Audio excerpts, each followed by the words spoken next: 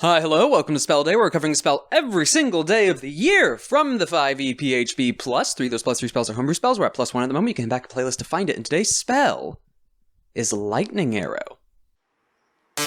Third level transmutation, casting time for 1 bonus action, range of self, components for roll somatic, duration, concentration up to 1 minute. The next time you make a ranged weapon attack during the spell's duration, the weapon's ammunition or the weapon itself, if it's a thrown weapon, transform into a bolt of lightning. Make the attack roll as normal. The target takes 48 lightning damage on a hit or half as much damage on a miss instead of the weapon's normal damage.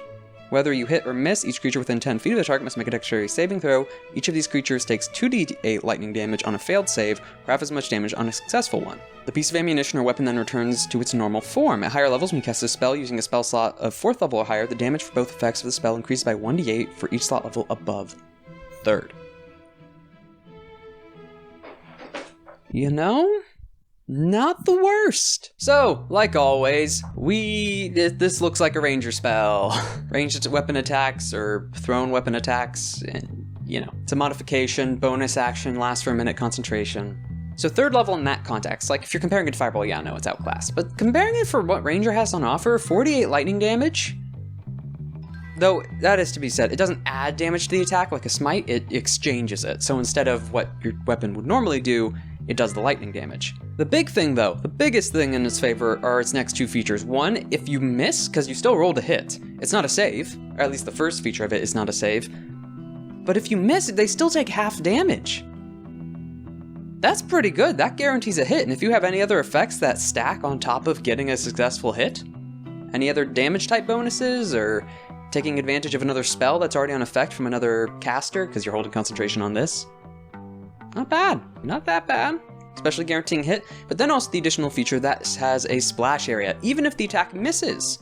Almost like Ice Knife, is there's now a 10-foot radius around whether you hit the target or not, within that same space you targeted.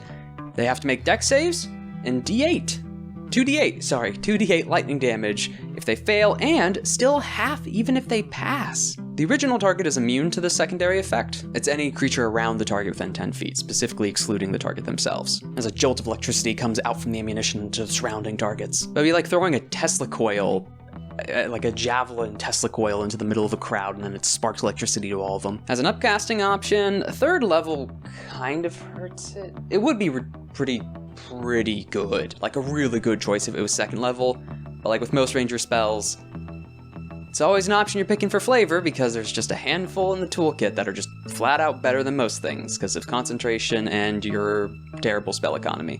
5 out of 10, just because of the guaranteed hit, and it still affects targets in an area as well, so it's a splash damage to an extent. And in the hands of a ranger specifically.